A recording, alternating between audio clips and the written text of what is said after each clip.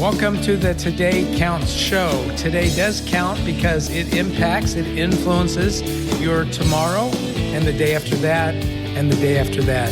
The Today Counts podcast is sponsored by the generous donors of the Lead Today community.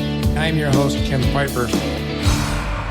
Hey, welcome back, everybody, again to the Today Counts show. I have a special guest with me today, Mr. Jackson Hewitt. He has quite a colorful business past, and I look forward to getting to know him a little bit better here and his story.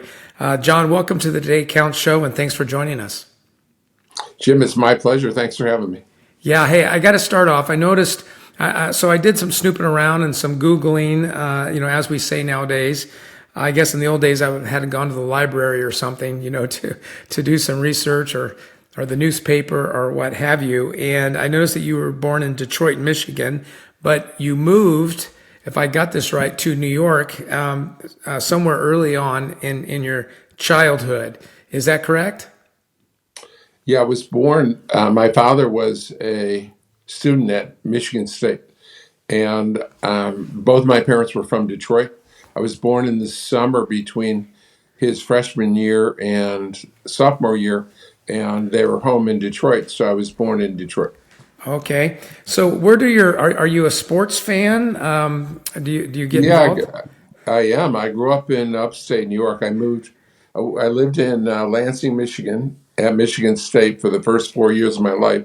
When I was 5, I moved to upstate New York. So all my sports teams are New York teams. I grew up when I was a kid. I mean, I'm so old that they didn't have TV except for the World Series back then. And my favorite teams are the New York Yankees, the Buffalo Bills, and the Buffalo Sabres. Okay. Well, unfortunately, John, that's where we have to part ways. So,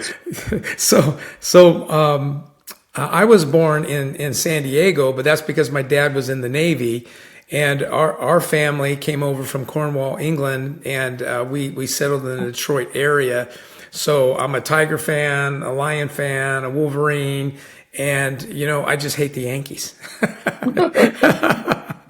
You know what? There are certainly more Yankee haters than lovers. That's probably true. That's probably true. I didn't introduce you properly. You are the co-founder of Jackson Hewitt. Anybody that's had their eyeballs open and their ears opened has heard of Jackson Hewitt, and they've probably also heard of Liberty Tax Service. And as I understand, you're the co-founder of Jackson Hewitt. Hewitt, of course, your last name, and then the founder of Liberty Tax Service.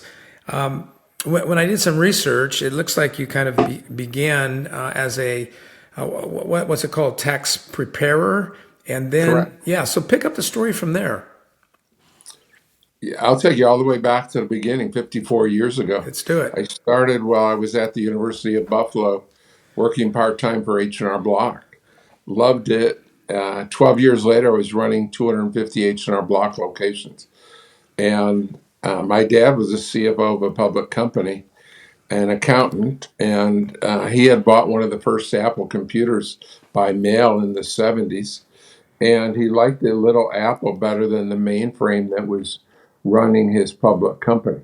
So he decided that he and I should build tax software for this little Apple computer. So we both quit our jobs in 1981, and we built the first tax software for an Apple computer. No one wanted it, way ahead of its time. There weren't even 100,000 PCs in the country and desktops. So got lucky and found a company in Virginia Beach called Mel Jackson Tax Service. Mel had died. We bought 6 offices from his widow. We merged the computer company and Mel Jackson. We changed the name to Jackson Hewitt. We went public and sold it for $483 million. And 15 years later, In 1997, correct? correct, 15 years later. Yeah. And It went on to be a $1 billion company today with 6,000 locations. And so now once I sold it, I had a 3-year non-compete, but it didn't cover Canada because Jackson Hewitt didn't have any offices in Canada. So we opened Liberty Tax in Canada, and within 3 years became a top 100 retail firm. So now I built one of the top 100 franchise chains in the United States and one of the top 100 in Canada. When my non-compete ended in 2000, we brought Liberty Tax to the United States. And now I had to compete against my own name and my own software and my own system at Jackson Hewitt. And yet, not only did we grow faster than Jackson Hewitt, we grew faster than Jackson Hewitt and H&R Block combined. We opened 4,000 offices in 12 years, top 10 fastest growing franchisor ever. Again, my second public company, worth $500 million. And again, I sold my stock. And now I founded Loyalty Brands. And unlike the previous two companies where I just had one franchisor, we have 10 different franchisors at Loyalty Brands. So that's my 54-year career in a nutshell. I've got tons of questions. Are you ready? Ready. I would imagine that, at least in the beginning, it sounds like your business model was based on software, training, comp plan for those working for you, and then the physical space needed in order for the people to meet as kind of like your four building blocks. Am I missing something there? I'm sure I'd have to think about what you just said, but there's a lot of things that go into building a national brand from essentially nothing. We started with 6 offices in Virginia Beach, Virginia, and built a national brand today with 6,000 locations. Right. So there's lots of pillars to that. To me, it comes down to you have to have a system of doing business, and then you have to have the right people operating that system. So I would say 2 critical components. Yeah, very good. I just started writing down some things that I, forgot about, just zipping through, what I perceived to be those building blocks. I wrote down, attorneys, at least in the beginning, sales, which of course is a microcosm of marketing, and then the systems that you mentioned, and not just hiring people and training them, but making sure you got the right people that have the right temperament for your brand, what you're trying to convey. So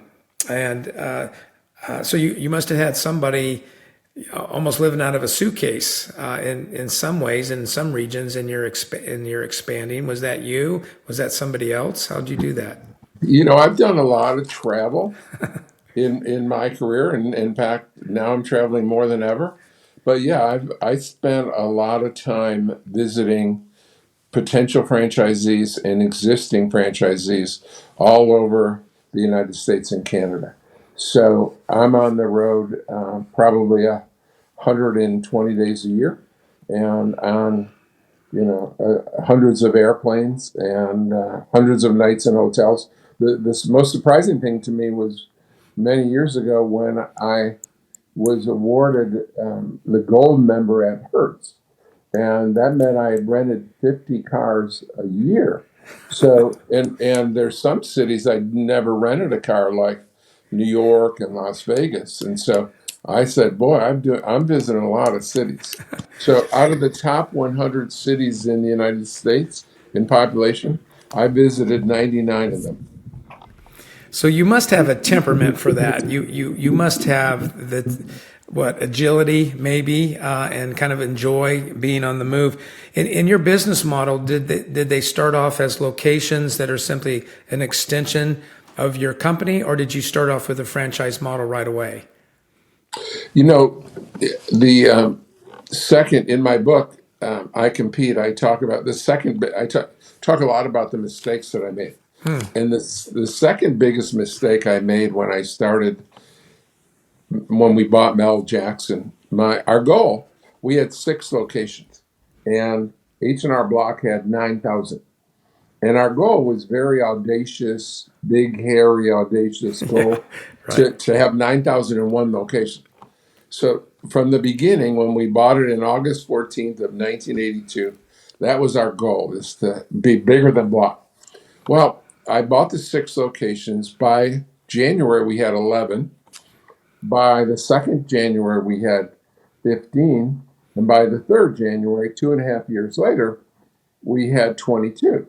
Now, that's pretty good growth from in 2.5 years to go from 6 locations to 11, 15, 22. But I realized if we're going to get to 9,000, I'm going to be like 9,000 years old by the time we get there. So we got to do something different. So we immediately, in 1985, I realized that this isn't going to work. We're going to need to change something. And the obvious change was franchising. So we immediately started franchising and then grew exponentially. And that's why today we started franchising with 22 locations, company stores. Now, Jackson Hewitt has 6,000 locations, almost all franchised. This is great. I've got a lot of questions for you, but before maybe we continue down this vein, could we back up a minute and talk about John Hewitt? Who is he? I mean, I only introduced you as being born in Detroit and growing up in New Right. York, but who is he as a person? What There's there's several things about me that I think are have enabled several blessings I have that have enabled me to have such incredible success.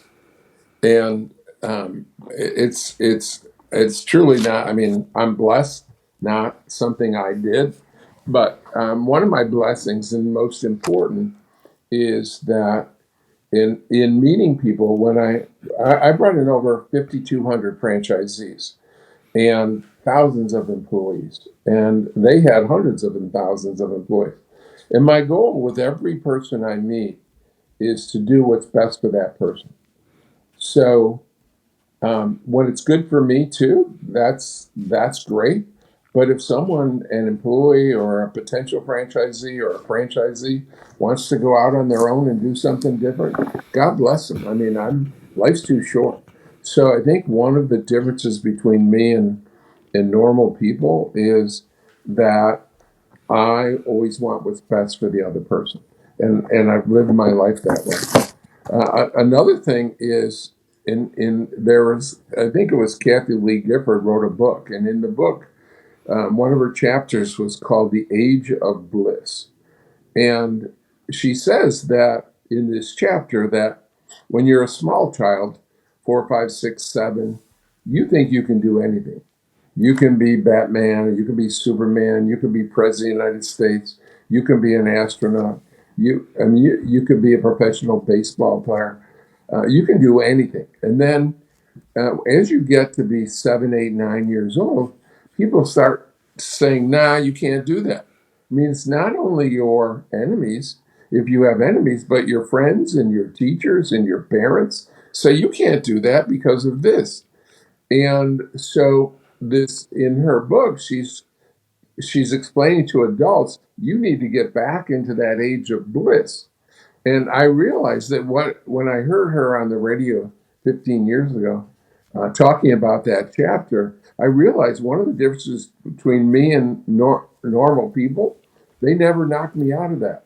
I was always cocky enough to think I could do anything. So I have an enormous self-confidence level. It may be perceived as cocky. I mean, my oldest son, I say, son, you're just as cocky as me, but son, I've earned it. So when I was a teenager, I was cocky. Today, I'm proven. It has to go down. But you have to have a somewhat cocky, positive view of the future, or you can't achieve great things. If you can't see a great future, you're not going to get a great future. If you see a mundane future or a negative future, you cannot achieve greatness. So the highest achievers have have set the highest goals.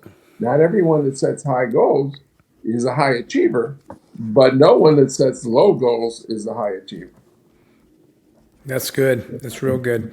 Now, when I talk to people and I hear them use the word blessings, and then you throw Kathy Lee Gifford into it, it tips me off that this is I'm talking to a person of some sort of faith. Um, where are you at in the whole Yeah, world of? I'm a Christian and proud of it, and I give God all the glory for all the success I've been given. Great. Well, I wanted to establish that. I just know who I'm talking to. Can you repeat what you said about high achievers setting high goals? Yeah, the highest achievers, the most successful people ever, have set audacious goals, and you're not always going to meet your goals, but you're not going to. It's better to set a high goal and fall short than set a low goal and meet it. Hmm. So I think it's essential that we do all we can do. I mean, my the biggest waste of talent in human beings is not reaching for the stars when they're capable of achieving great things. So I hate to see people that, or I hate it that everyone doesn't reach for all they're capable of. My favorite story in the Bible is the talent story, where God shows that you have to you have to utilize your talent. That's why you have talent. When I was, I've faced adversity in my career. Of course, no one gets to skate. We all face adversity, and my son gave me a great poster in 1995 in a particularly challenging year. He said, "Success is based on obstacles overcome, not heights achieved." So everyone's going to be faced with obstacles, but we each need to be all that we can be. Life's too short. That's great. While you were talking, I was just I have this weird ability when you give me a word, all of a sudden a paragraph or two just kind of explodes in my brain. And I was thinking about high achievers and the people that I get to coach and work with around the nation, whether they're pastors or whether they're business owners or whether they're athletes or whether they're corporate athletes. That's how I view corporate America. If you want to be successful, you got to see yourself, as an athlete. But I just quickly wrote down four things: faith, energy, confidence, tenacity. And you mentioned, some of your favorite Bible story. I would say that mine, which is also a very popular one, would be just the life of Joseph. And he definitely exuded these things. He was a little immature in the beginning, got himself in trouble, right? It didn't give his brothers the right to do what they did to him, throwing him in the pit, selling him off, lying about his death, his perceived death. But the guy had faith, the guy had energy, the guy had confidence, tenacity. I guess, he also had a good measure of humility when I think about it, because his ability to interpret dreams, he made sure that people knew that that wasn't his ability. It was the ability that was given to him by God, which is pretty cool, right? Well, let's talk about iCompete. What brought you to writing that book, and walk through it with us? Yeah, my goal in life since I started in business, well, it changed. When I was a kid, when I was in high school, I was cocky enough to believe that I was going to get rich, and I thought, like any immature kid might think, I said, "I'll just make a few $1 million and retire and have fun." Yeah, And then I realized in the journey of producing wealth, and I've created 1,000 millionaires, so I've helped a lot of people. I learned that the journey is the joy, it not is not the treasure at the destination. end of the Yeah, rainbow yeah, is just anticlimactic. yeah. And I've lived my life to change and help people. Yeah. And that's why at 74 years old, I'm still going on. They got to kill me to stop me. Because, most people want to retire.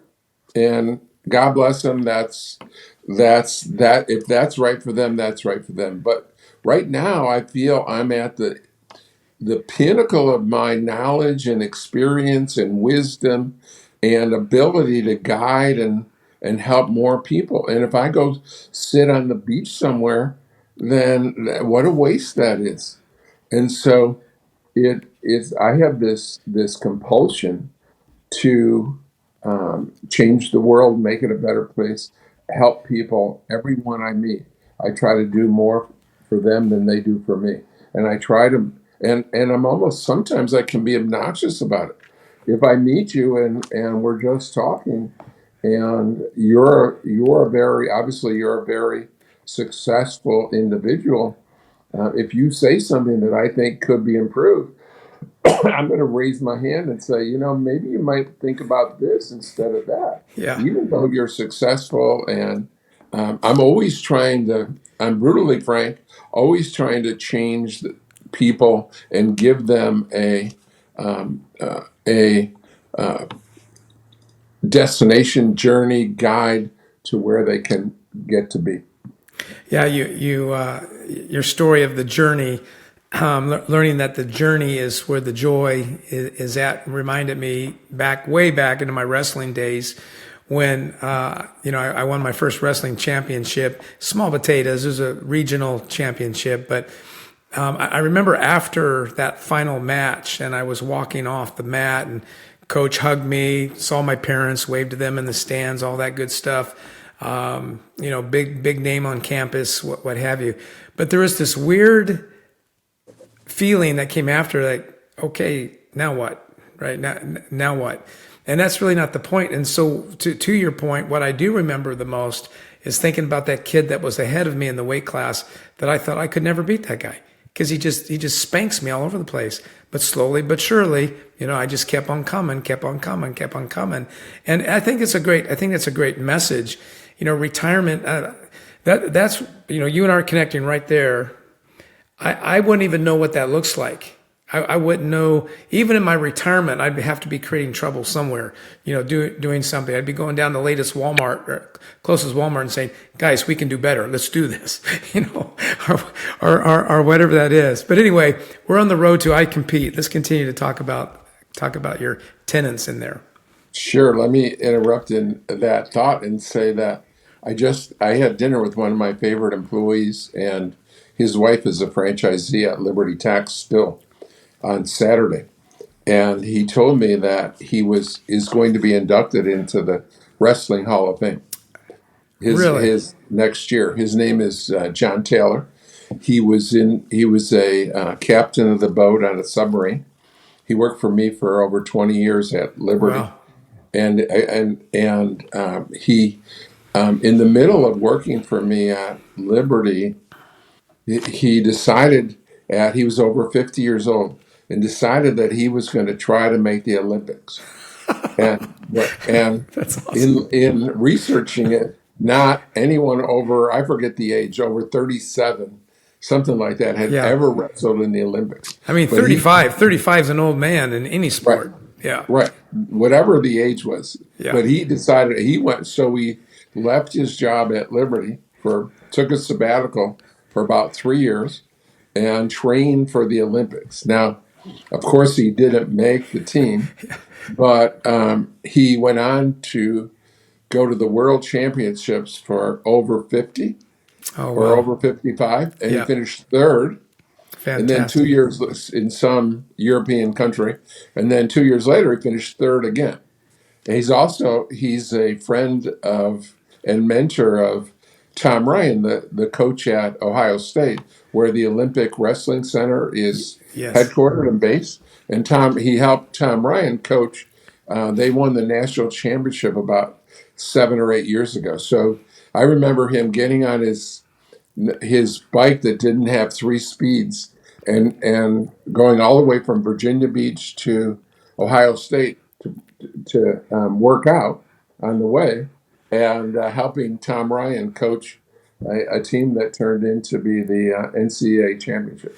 And the So yeah, yeah, and the value he must have been able to add is, immeasurable. Because he's just right, not talking about the old days. He's living it even then. right, It's right. fantastic. So yeah, I live to compete, and everything I do is a competition. And whether if we're having an argument, then yeah, on just I was watching the Buffalo Bills on Sunday, and they were playing the Eagles, the number one ranked team in football, and um, my youngest son was arguing with me about the game, and he said, I bet you Josh Allen throws more picks than touchdowns. So I bet him $1, and I'll bet $1 on anything, right? And so fortunately, I won. He threw 2 touchdowns and only 1 interception. But everything's a competition with me. Yeah, I believe Josh. And that's Yeah, why the name of the book. yeah. In that particular game, I believe he earned over 50 fantasy points too, which Mhm. is that's crazy. That's a crazy amount of points. Yeah, So over 500 yards. He yeah, ran for 2 touchdowns, yeah, and they were unluckily got yeah, beat. yeah. They got tied with a 59-yard field goal. In the rain, Amazing. In the in in the pouring rain. In the pouring outdoors, right, outdoors in the rain and cold, and they had right, been out there all day fighting. Yeah, right. yeah. Even did you see the replays where the quarterback and the center, I forget his Kelsey, the Yep, center and the quarterback after they had cameras on both of them, and when that ball went through, they both just shook their head like, "That's incredible. That's right. incredible." Yeah, Yeah, and yeah. it looked like he could have kicked it 70 yards. Yeah, I know. It easily cleared. Yeah. Well, and when you make that kind of a field goal in that kind of situation, you just got some mojo going and you're probably going to win that game. Yeah. Yeah. Yep. Yeah. But Buffalo's a good team. That they're not out of it yet, but it's a tough year. It's a tough year. Yeah, and the Yankees, much to your pleasure, had a horrific year. They barely made 500. It would have been the first time in something like 21 years they didn't win more games than they lost. Well, all in fun, all in fun. My two brothers and I, just on a whim, with no explanation, we'll look at our phone. A notification will go off. This happens 2 or 3 times a year, no apparent reason. We get a text, and it may be from my brother, and it'll say "Yankees stink."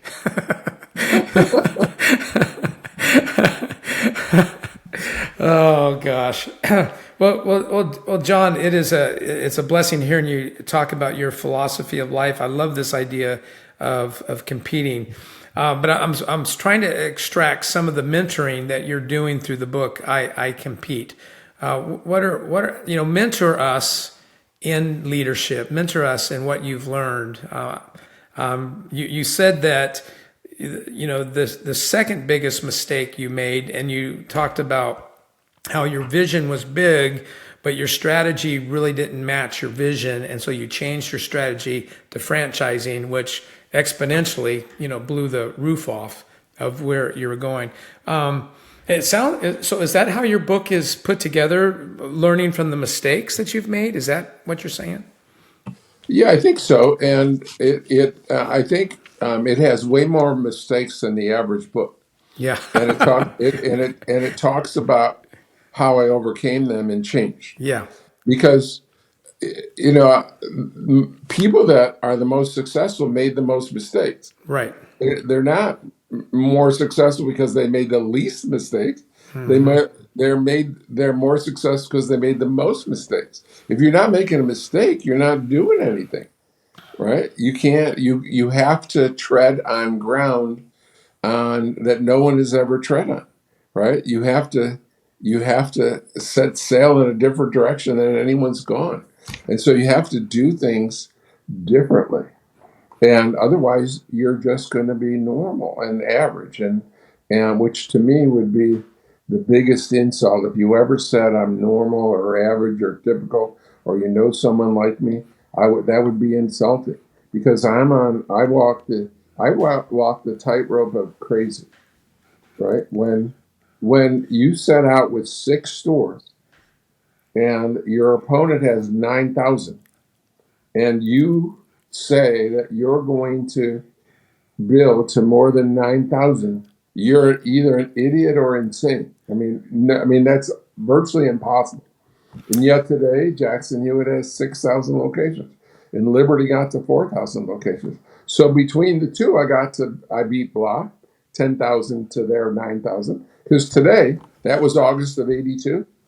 Today in 2023, they still have only 9,000 offices. And one of the reasons they didn't grow with the population is because of the two companies that I built that have grown faster than they have at Jackson Hewitt and Liberty. And now my newest company, ATAX, is in that industry, is the fastest growing in the industry.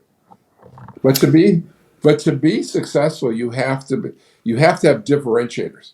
You know, my if David had gone onto the field with the same sword and shield and armor as Goliath, there would never be a David and Goliath story. He'd be the 187th guy killed by Goliath. Yeah, what do you think keeps people from? I think a lot of people, if you were speaking to a live audience, I think a lot of people would be nodding their head, forward like I am right now, but they still won't leave actually executing that. What do you think keeps people from being comfortable with making mistakes? And versus just kind of playing it safe. What's the disconnect there? Yeah, it's hard for me to understand that. When you ask me, you're asking something opposite of my psyche, Yeah, right? right. I'm a risk taker. I make mistakes. I go for big victories and huge challenges.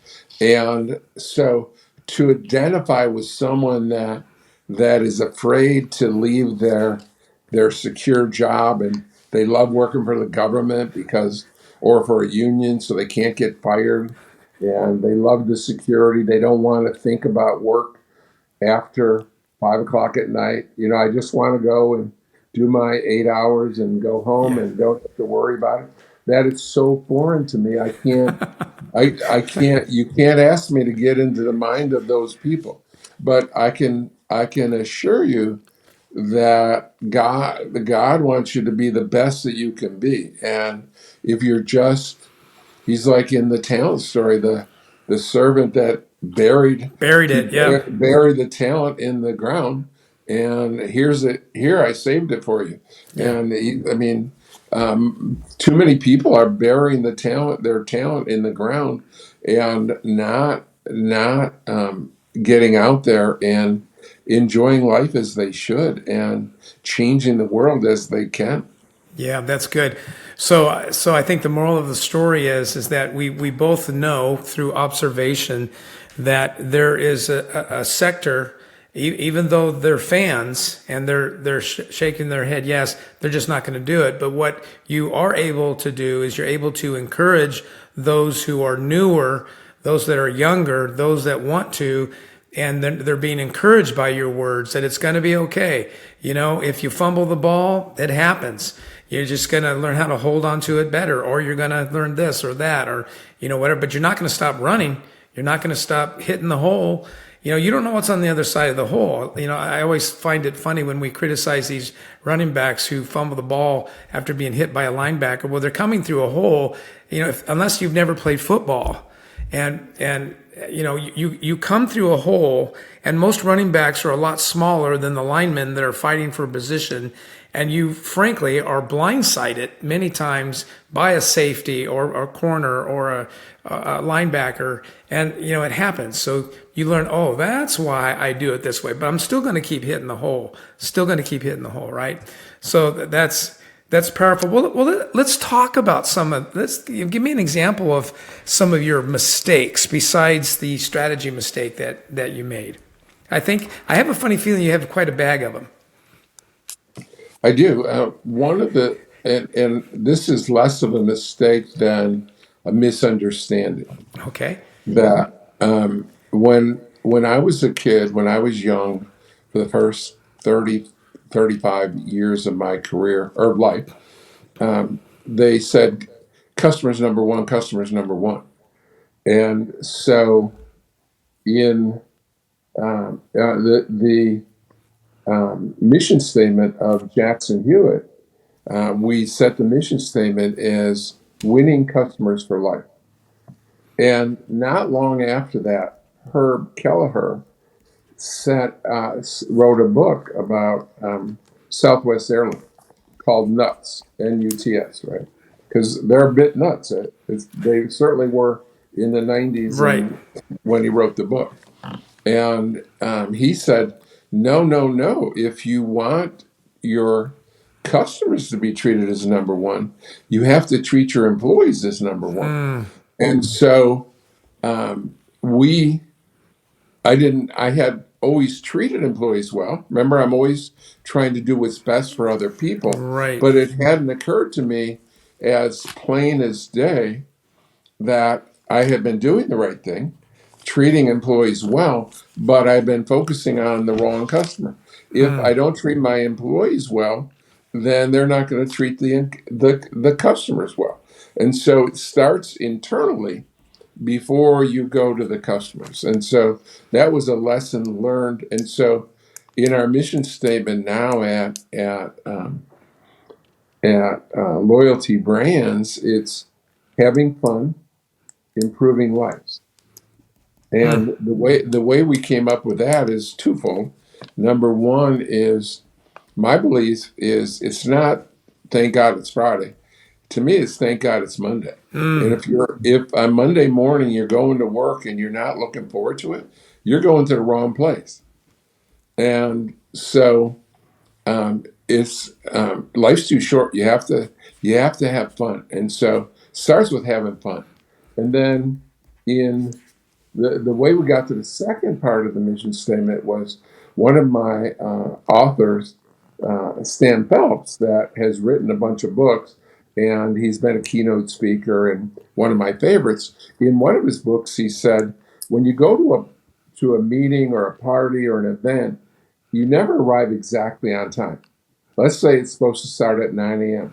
You're either before 9 a.m. or after 9 a.m. Almost no one ever comes right exactly on time at the strike of 9, right? And so he said, in the same way with customers, you never meet a customer's expectation. You either exceed their expectation or fail to meet it. So I chose that as our mantra that different from any other company that I know, our goal is to exceed a higher percentage of customers' expectations, a higher and higher percentage. So we started out having a mission statement of changing, and then of changing, and then we said no, improving. So we have to have fun, improving lives. And so I learned that's the ultimate success is exceeding a higher level of customers' expectations, a higher percentage of customers' expectation. And so that's how we measure our results each year. And we do something novel that almost no company does. We call the customer. In virtually every industry, in every major company, they do surveys. They love surveys, right? You could be on the telephone. Could you stay on to answer it? They could send you an email. They could hand you a card. Everyone loves their surveys. Well, about the only people that fill out those surveys are people that are real unhappy or real happy, or have a lot of time on their hands. Most people don't fill out the surveys. So in each of our brands, we call the customers and ask them. And customers love to be called. They love to be asked. And just like in most industries, you call the customer in most companies, over 90%, 95%, 98% are happy. And so they love the call, so they return more often. And we ask for a referral. I've learned in my my companies over my career, people are, in general, are not good at asking for referrals. So you get someone very personable on the phone who asks the customer, "Are you happy?" They say, "Jim, yep, I'm happy." And say, "Well, please recommend us to your friend." So Beautiful. those are differentiators, lessons learned. Well, if you don't mind, I'd like to jump into that pool of differentiators also. Sure. I just got back from a road trip. We took a 12 road hours. I put my wife in the car. We headed to Arizona for Thanksgiving from Texas, and when it came to refilling gas and taking care of a human need in the restroom, it was just a very constantly gross experience. If you go on I-25 North in Colorado and you get to, I believe it's Cheyenne, the crossroads between Cheyenne and Laramie, there's a highway there called Highway 80 that takes you into Salt Lake or whatever. There is a business there, a conglomerate of sorts, and they advertise on the highway and their billboards, cleanest restrooms in America. And I think it's called Little America. And and they are pretty clean. They do a really great job. And I remember thinking to myself, I said, it's amazing how many business leaders don't really think about the basic human needs. Anybody can sell a bottle of pop, but why are they going to stop and get that pop? Now I don't know if you've heard of Buc-ee's, but if you take a road trip in Buc-ee's, and I am not exaggerating, and what a funny conversation to have, right, about restrooms. The one thing you can count on every Buc-ee's, which is it's a massive truck stop, family stop. I mean, literally, I don't know, on some of the biggest Buc-ee's I've seen, I cannot count how many refueling stations there are. When you walk in, there is fresh food being prepared and baked. There is clothing, there is house decor, there's snacks, and there's all kinds of things. But that's not why you go. You go because you can count on clean restrooms for you and your family. And they're massive. I mean, get graphic here, but I mean, it's not unusual to see 50 urinals, to see 30 stalls, just incredible. And I thought to myself, really, if you're on the road, a differentiator is clean restrooms.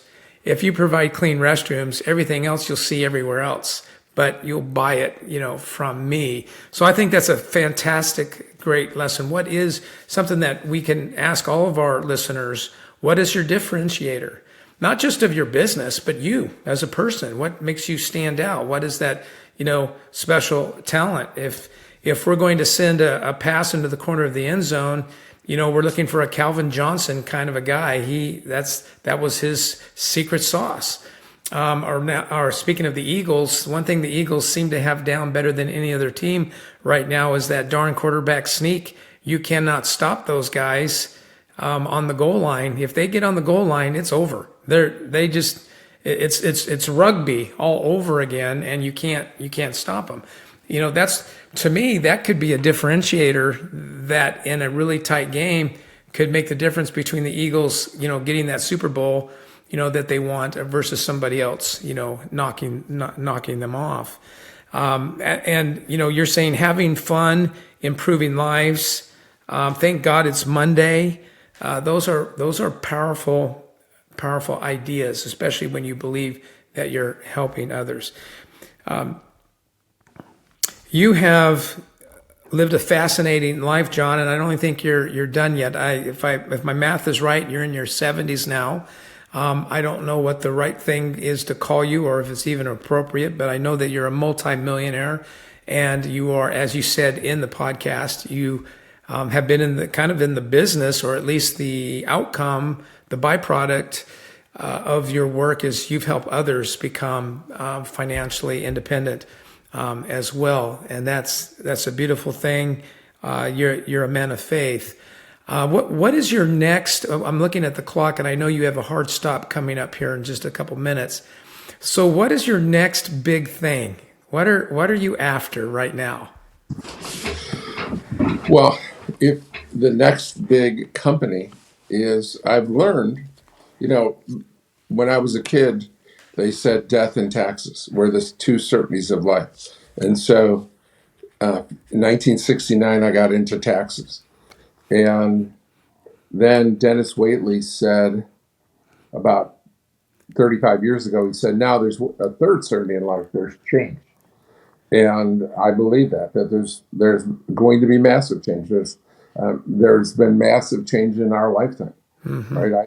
I mean, you can't imagine a world where I was a kid. They didn't have color TV. They didn't have. Right. I mean, they didn't. I mean, just let alone a computer, right? So things are changing. But recently, I've learned over the last 3 years, we acquired a mobile grooming company. And people are obsessive, compulsive, crazy about their pets. And everywhere we go in the country, we're booked right away. The minute we get our van on the road, we're booked 3 weeks in advance. People just love their pets. And it's amazing to me. And so we're looking at expanding right now. We're on our way by this time next year, we'll be the largest mobile grooming company in the country. And we're looking at adding other services such as things that fit naturally, like dog walking and pet sitting and stationary grooming locations and food. I think one company, what was it, Rover, was just taken private this week for $2.2 billion.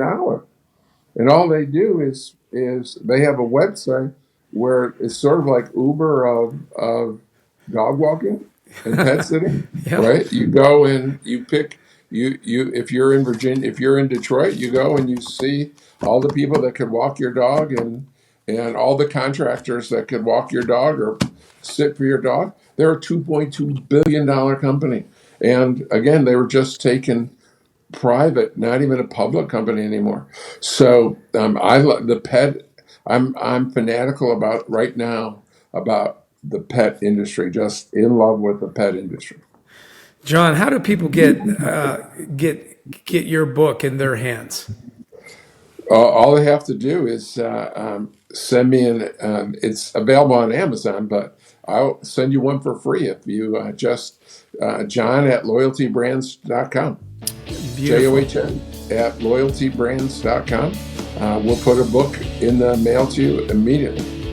John, thank you so much for spending time with me today. And I would love to stay in touch and have you back in the near future. I think there's a whole lot more that we could talk about. So love to expand on it. Wonderful. Well, thank you very much, and we'll stay in touch. Thank you, Jim. If you're not part of the Lead Today community, let me invite you. Go to leadtodaycommunity.com. That's leadtodaycommunity.com and sign up for Monday Moments. It's a weekly email that will encourage your leadership.